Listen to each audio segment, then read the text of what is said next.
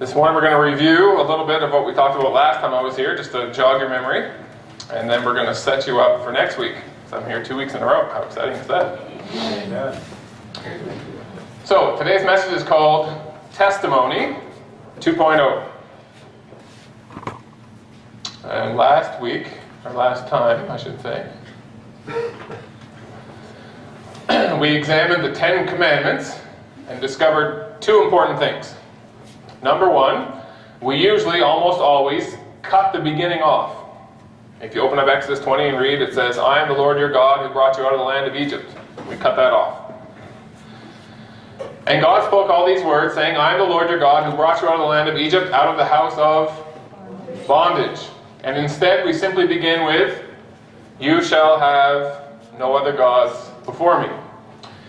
Number two, nowhere does God refer to the tablets of stone as commandments. Instead, he calls them his testimony. And I've put every verse there for you. And just in the book of Exodus alone, there are 20 verses that refer to those stone tablets as the testimony. If you're quick and you're counting, I'll only put 19 there. One is missing. I'll let you find it. So there are 20 different verses in Exodus alone that call his word, those two stone tablets, the testimony. Then we looked at Exodus 25, where God gave Moses the instructions to build the sanctuary. And he doesn't begin with the foundation, he doesn't begin with the walls, he doesn't begin with the building, he begins with a box. And the box is called the Ark of the Testimony. That's what it's called. And then the building is called, we'll see it later. Some places it's called sanctuary. Some places it's called the tent of the testimony. Oftentimes we call the ark of the covenant, which it also is, but primarily it's called the ark of the testimony. And there are three things in there. We're not going to look at that today, but we will, and it's pretty exciting. There are three things inside that box. One is the stone tablets, one is the jar of manna, and the other is Aaron's rod that budded. And we'll look at those, why they're in there, and what it all means. So he had a box built for the testimony, and then he had a room built to hold the box. And then he had a building built to hold the rooms. And then he had a courtyard built to hold the building. And it's all centered in the testimony. That's what it's all about. It was all built for that one purpose. Exodus 38:21 says, this is the inventory of the tabernacle of the testimony, which was counted according to the commandment of Moses for the service of the Levites by hand of the Ithamar, son of Aaron the priest. It is the tabernacle of the testimony. You will still catch me calling them the 10 Commandments, just as new Sabbath keepers refer to Sabbath as Sunday and Sabbath school as Sunday school. Our original view dies hard. I brought people into the Adventist church. I still have actually, a couple of years ago we baptized a Baptist minister in Nova Scotia, who's now a Seventh-day Adventist, and he still constantly refers to Sabbath as Sunday, because in his mind, all his life, when I go to church, it's Sunday. And when we think of those two stone tablets, we're always going to think first, there are the 10 Commandments, but they're actually God's testimony. They brought him who formerly was blind. This is John chapter 9, by the way. We talked about that last time. They brought him who formerly was blind to the Pharisees. Remember the guy who was born blind? The disciples asked, is it him? Is it his parents? Why is he blind? It was the Sabbath day when this happened. Jesus made the clay, opened his eyes. Then the Pharisees also asked him again how he had received his sight. And he said to them, he put clay on my eyes, and I washed, and I see. So now he's standing in front of the leaders of the church explaining what happened to him. Therefore, some of the Pharisees said, this man is not from God, because he does not keep the Sabbath. Others said, how can a man who is a sinner do such signs? And there was a division among them. So we're the church, and Jesus is out there doing his thing, and we can't figure out what he's doing because he's a Sabbath breaker. Right? Why did they think he was a Sabbath breaker? Because he was healing. They didn't know the Sabbath. Not because this says that healing on Sabbath is wrong, but because they had been raised to think and believe that healing on Sabbath was wrong. Just as we have been raised to think that the 2 stone tablets are 10 commandments, but they're actually his testimony. And how we think and how we're raised dies very hard. Therefore, some of the Pharisees said, this man is not from God because he does not keep the Sabbath, as we have always understood the Sabbath. That's how they're thinking. Others said, how can a man who is a sinner do such signs? And there was a division among them. Here's new truth, and we cannot deny it. So they couldn't deny what Jesus was doing, but they couldn't understand what he was doing because it didn't line up with what they already believed. So today I'm asking you to consider what the Bible says, even if it rubs against what you believe. So, what we thought were commandments are actually his testimony.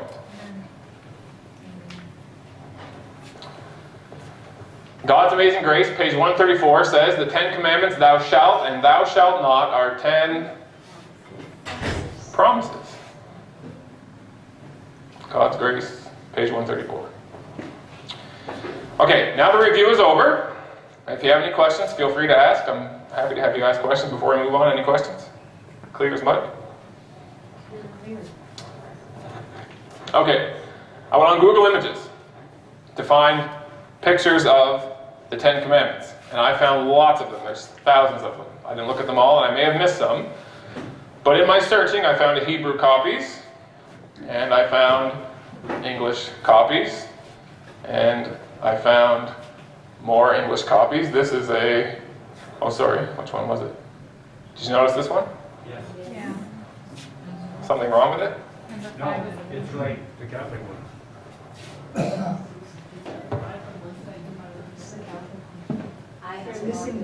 So remember the old Sabbath day in number 3. It's still not. It's not the Catholic. Catholic took the Sabbath completely out. No, they moved it. No, they didn't. Yeah, they took out the ones images. Anyway, if you compare this one to the Bible, it doesn't match. And here's your typical English one. I even found broken ones. I even found the 10 Commandments of preaching. Be interesting and not sensationalist. Do not use theory in vain. Don't idolize cliches, and so on. And here's another one. Oh, by the way, this is the only one that I found that attempted to put the opening statement, I am the Lord thy God. Didn't continue on and say that brought you out of the land of Egypt, but did attempt. That's the only one I could find. Actually, the second one that you showed up there started out that way. The one that missed one of the commandments? Really? Yes. I missed it. Yeah, I am the Lord your God. Oh, look at that. That's what I They missed. attempted it. Yeah, they did. I missed it. Probably because they lumped it together, I missed it. Now, what's interesting is, in the Bible there are 2 places where the 10 Commandments are recorded. Almost always, we quote Exodus 20. Almost always. But it's also recorded in Deuteronomy 5. And I'll give you a bit of background today as we go. So here's the Exodus 20. Here's actually a full version, which you don't get very often. Okay, we're going to go back and look at the story. Okay? Because I think we make a big mistake as Christians by telling the facts removed from the story. So, God's testimony was given to a group of people who were in the wilderness. They had been slaves in Egypt, and they were going to the promised land, and they were in between those 2 points. Right? If you want to compare that to people today, that's like, I used to live in the world, and now I'm following Jesus, and I'm looking forward to heaven. I'm not part of the world anymore, and I'm not home yet. I'm stuck in this no man's land. Okay? They have been believing that there's a promised land based on a promise that's really old, and we're going to look at that as we continue. But on this particular day, they've journeyed, they've seen plagues, they've seen the sea open and close, they've seen water come from a rock, they've seen food come from heaven. They have been through all kinds of amazing, miraculous, unexplainable experiences.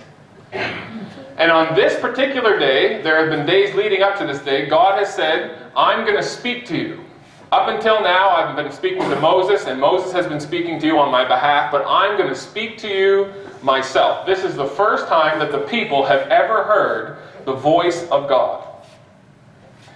Now you can imagine, or you can try and imagine, if you take some time, what that must have been like. We're going to hear God. And he spoke. And he began with an experience that was familiar to them. I am the Lord your God who brought you out of the land of Egypt. You know me. We have just been through all these things together.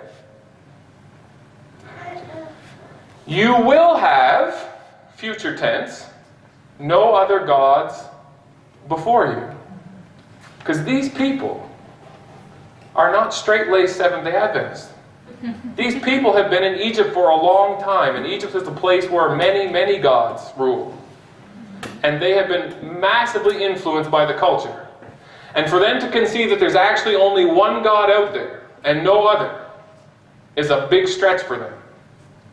But he says, the day will come when you will have no other gods before you. That's how they were to hear his message, but that's not what they heard. What they heard is, we must have no other God before you. We must not, we must not, we must not. And instead of hearing promises, they felt pressure. What that day must have been like, we can only imagine. Artists have drawn pictures. It must have been something. Then God calls Moses to come up the mountain. I'm going to give you what I said in writing. I'm going to write it myself. While Moses is up there, he doesn't just give him what he said that day. He gives him instructions for the sanctuary. He gives him rules for the people. He gives him a whole bunch of stuff. And he's gone for days. And days turn into weeks. And the people think he's dead. They see the thundering mountain. They see the lightning. They see the smoke. He's been up there. He has no food. He's dead. And so all their hopes die, and they say, we have to do something. And they go to Aaron, the high priest, Moses' brother, and they say, let's build a golden calf. Why did they do that? That seems weird. No, it's not weird for them, because when they were in Egypt, people worshipped the golden calf. They went back to where they came from. They went back to what was familiar. They went back to what they understood, and they built a golden calf. Moses is told by God, go back down and see what is happening in the camp. So he comes down the mountain and he sees this. And he is, you might as well have shot him with a gun. You have to put yourself in Moses' shoes to understand what happened at that moment. Moses is no ordinary person. Moses, oh, by the way, I told my kids I was going to use Lego. There it is. Moses smashing the commandments in Lego.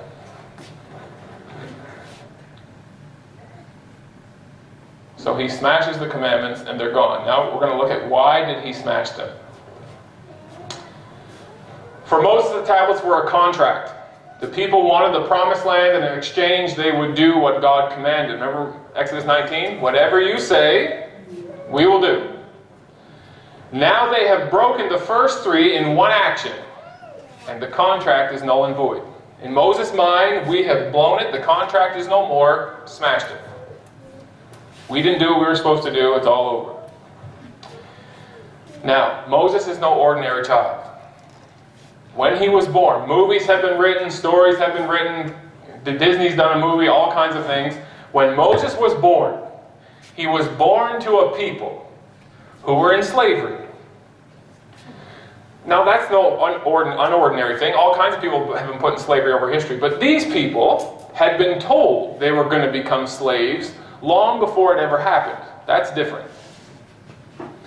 Not only had they been told they were going to be slaves, they were told they were going to be rescued from that slavery. Now imagine if you were a slave. and your parents had told you that your grandparents and great-grandparents had passed down that we didn't used to be slaves, but we had been told we were going to become slaves, and we have been told that we're going to be rescued from slavery, and we even know when. Because these people did.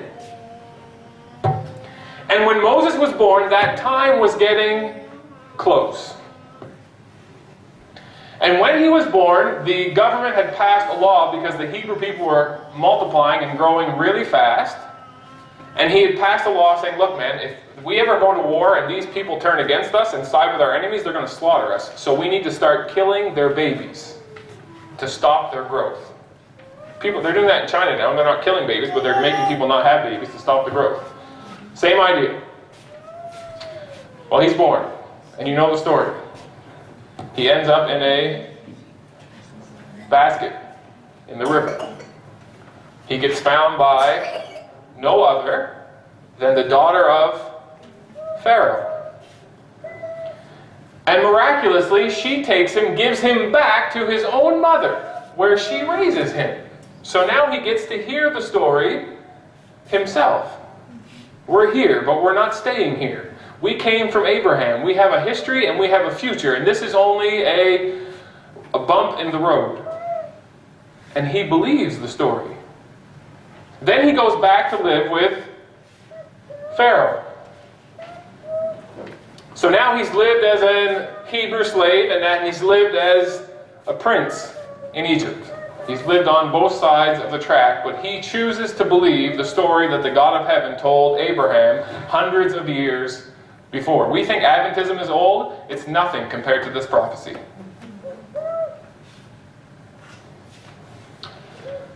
One day he sees the slave masters beating the people. He can't handle it, and he ends up getting in a conflict and kills an Egyptian slave master. He knows what that means for him. And when he finds out that other people know what happened, he runs. And he runs, and he ends up in Midian. Ironically, and one day I'll share a sermon with you on this topic, Midian, if you trace Midian, that name back, it's a descendant of Abraham. Jethro, the high priest, also believes in the same God of Abraham. Ends up living there, marries there, and I believe mentally gives up on the idea that he will ever return, that he will ever be part of the Hebrew story. But one day, he's minding his business, hardly a prince anymore, and he comes across a bush that's burning, but not burning. And as he approaches, he hears the voice. Moses, take off your shoes. The ground you are standing on is holy ground. And God begins to talk to Moses about the story. You need to go back. You are part of my story. I am going to deliver my people, and I'm going to use you to do it. Moses tries to give his reasons for not going, but in the end he goes. And he confronts Pharaoh, and plague after plague falls. And I'm not going to put them all. Hail, darkness. We were in a cave, underground cave in Virginia on our way here. And the woman said, the guide said, do you want me to turn the lights off so you can see how dark it is? And I said, yes, I do, because I was thinking about this story. I want to know what it's like when it's so dark that you cannot see your hand in front of your face. And when you turn the lights off, I put my hand right here and I could see nothing. That's how dark the Bible says it got. Couldn't see your hand in front of your face. And then the blood on the doorposts and the death of the firstborn. And they fled and they crossed the sea on dry ground. And they got manna from heaven. And they got water from a rock. And now they're at the mountain. You see, when Moses came down the mountain and saw what he saw, in his mind, everything that I've lived through, everything that I've gone, everything that I've seen, everything that I've experienced, it is over. It's finished. It was a complete failure. But God wasn't done. Moses was done. God was not. You know, Moses never went into the promised land, but he got to see it. Some people think that was a punishment. He got a better one. He did. Anyway, the prophecy is old. It goes back to Abraham. I will make you very fruitful. I will make nations of you, and kings will come from you. The whole land of Canaan, where you are now an alien, I will give as an everlasting possession to you and your descendants after you. I will establish my covenant as an everlasting covenant between me and you and your descendants after you for the generations to come, to be your God and the God of your descendants after you. I will make you into a great nation. I will bless you. I will make your name great, and you will be a blessing. I will bless those who bless you and curse those who curse you, and all peoples on the earth will be blessed through you. Old prophecy.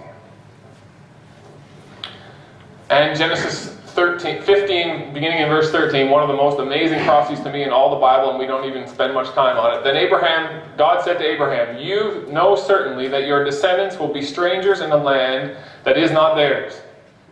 They will serve them. They will afflict them for 400 years. And also the nation whom they serve I will judge, and afterward they shall come out with great possessions. As for you, you shall go to your fathers in peace.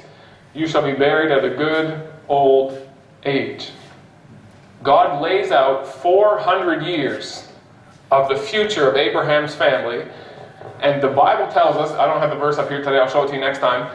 It says when they left Egypt, it says they left on the self-same day. 430 years to the day. There's 30 years extra, and I'll explain that in the next sermon too, why that is. On the exact day, exactly, they left.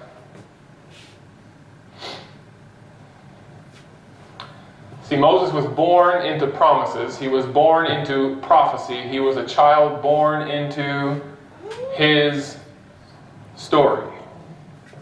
See, what we need to understand is we are not the ones controlling what's going on. We are born into a story. We only have the choice of if we remain in the story or if we step out of the story. That's it.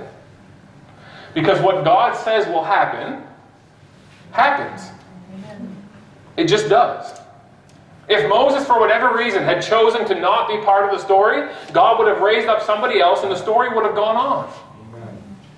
Because God is not dependent on us or the Adventist Church or anyone else. God will finish His story. It's His story. And the words He spoke and wrote with His own finger are His testimony. I will have a people who match this testimony. I will. Moses couldn't see it. Couldn't see beyond the immediate failure, and he smashed the testimony. Nothing but a pile of rubble. And the story, in Moses' mind, it's over.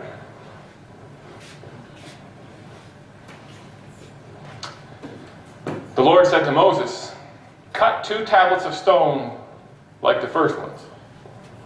And I will write on these tablets the words that were on the first tablets, which you broke. See, I'm not done yet. Deuteronomy, by the way, is known as the book of remembrance. Remember. And the things that God wrote are known as His testimony. And now we're going to move into, why did I call this message Testimony 2.0? Did you notice something when the scripture readings were read today? We read from Exodus 20, and we read from Deuteronomy. Did you notice something? Yeah. What did you notice? That He took them out from Egypt says after we read the verses. If you put those 2 sets of the testimony side by side, they match word for word, except the 4th commandment. Everything matches. If the Ark of the Testimony were found today and opened, the tablets you would find are the second set. Right? You wouldn't find the first set because they're broken. And the wording you would find is not the wording from Exodus 20 that we always quote. You wouldn't find that. You will find the Testimony 2.0, the updated version. You will find a new version. Here's the two side by side. And by the way, you can go home and check it yourself. Every other word in all the other 9, exactly the same. The fourth commandment, different. I have highlighted in yellow everything that is different. And then we'll explore why it's different. So you know the first set. Here's what's different. Remember is replaced with observe or keep. Some of your translations say keep. The Sabbath day, to keep it holy, as the Lord your God commanded you, is added. 6 days you shall labor and do all your work, but the 7th day is the Sabbath of the Lord your God. In it you shall do no work, neither you, nor your son, nor your daughter, nor your male servant, nor your female servant, added, nor your ox, nor your donkey, nor, and added, any of your cattle, nor your stranger who is within your gates. Now, humor me a little bit. Why do you think that was added? Not your donkeys, not your ox, and not any of your cattle. What does that tell you happened between the giving of the first one and the giving of the second? So they were making probably the ox and donkey do something. Well, yeah, because God didn't say we couldn't use our oxen, right? He didn't say we couldn't use our donkeys. He only said cattle. Do we do that? Well, God didn't specifically say that I couldn't do. So because He didn't specifically say, then I'll do whatever I want. So He got more specific.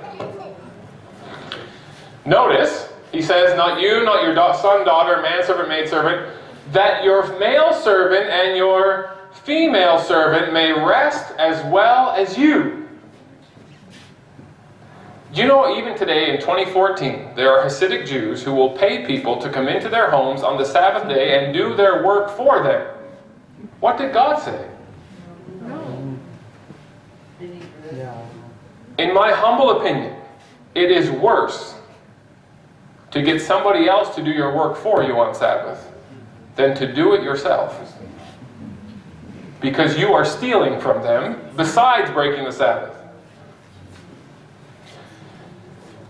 Then, the commandment ends completely differently. Remember that you were a slave in the land of Egypt, and the Lord your God brought you out from there by a mighty hand and by an outstretched arm. Therefore the Lord your God commanded you to keep the Sabbath. See, it's like He knew. He knew we would cut off the beginning. So He took the beginning and He stuck it right into the heart of His testimony. Don't you remember?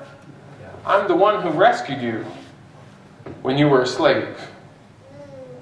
You see what Satan's done? He gets us to cut off the beginning, and then he gets us to use Exodus 20 as if it's the only set of commandments there are, when really it's the old version. And this is the new, changed version. Does God change? You see, nothing really changed. He only altered it to reflect what's wrong with us. See, there's still a Sabbath. Nothing's really changed, but He wants us to not miss what we completely missed the first time.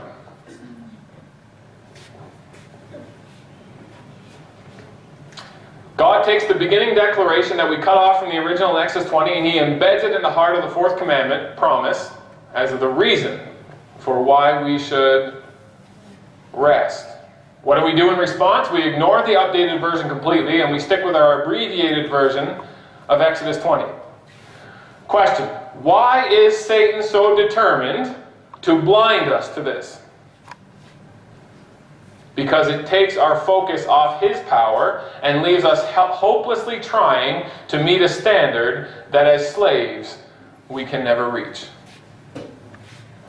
You see, if we forget who God is and where we have come from and what His story is, we get stuck trying to be like God when we can't.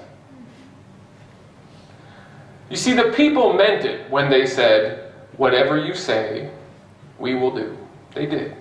And Peter meant it when he said, Jesus, I will die for you. I will do anything for you. He meant it. But did he? You see, we don't know ourselves. But God does. God knows that despite our best intentions, we will fail more often than we will succeed. And when success is most needed, we are most likely to fail. He says, remember, don't forget where you came from. If it wasn't for me, you'd still be there. So if you needed me to get to where you are, what makes you think that you can get from where you are the rest of the way without me? It's insanity. You see, if you take my testimony and turn it into commandments and run off on your own to attempt to fulfill them, I will come and find you a failure. But if you trust me and remember where you came from and stay with me, I will finish my story and you will be part of it.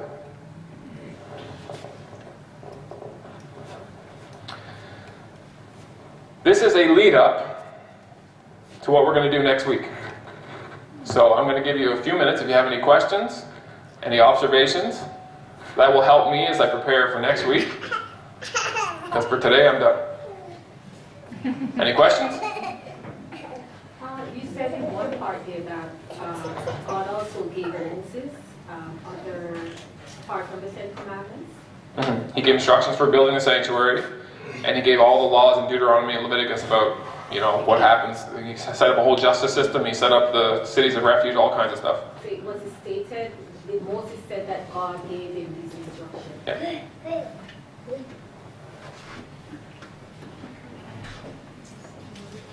Did the ground shake when God talked to Moses? On the map, when he gave his testimony? Yeah. Yeah. There was thunder and lightning and all kinds of stuff. And it's very interesting. The people ran away when he began to speak, and Moses went closer. Because Moses was not afraid. They were afraid. How we see God depends on us and not on him.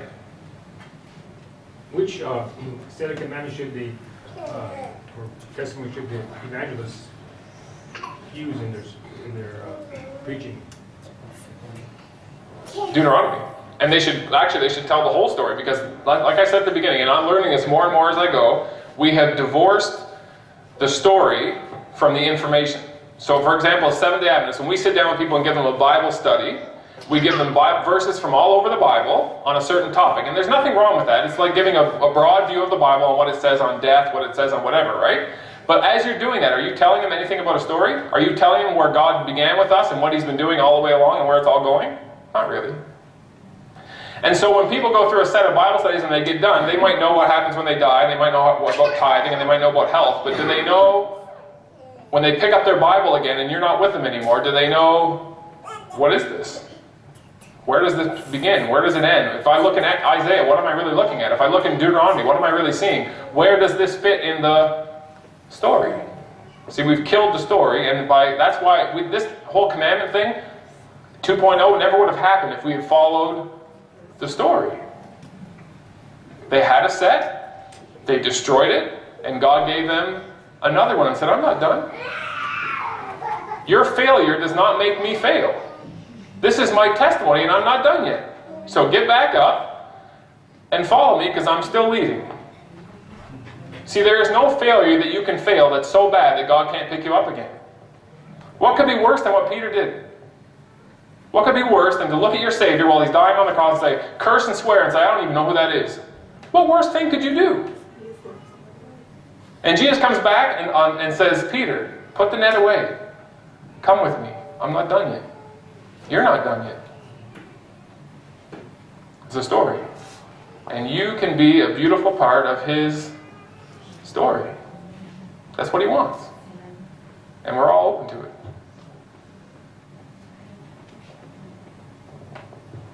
Anybody else? All right, let's sing. Just pass her down. Oh, sorry. Why is it that God would not allow Moses to stay in Pharaoh's house and deliver the children of Israel? Why did he not? Allowed Moses to stay in Pharaoh's house, in that luxury there, as a prince, and deliver the children of Israel from Pharaoh's house? It probably could have happened that way if Moses had been of the right mindset for it to happen that way, but he wasn't. So the experience that he had in Midian was just as crucial to his development as a person and a leader as his time in Egypt. In other words, when he killed the Egyptian, he was thinking, I'm the man, I'm going to show people how it's done, I'm going to rise up. But God didn't want a leader like that. God does not want a leader who thinks he can do it. He wants a leader who knows that he can't. And Moses became that leader as a shepherd.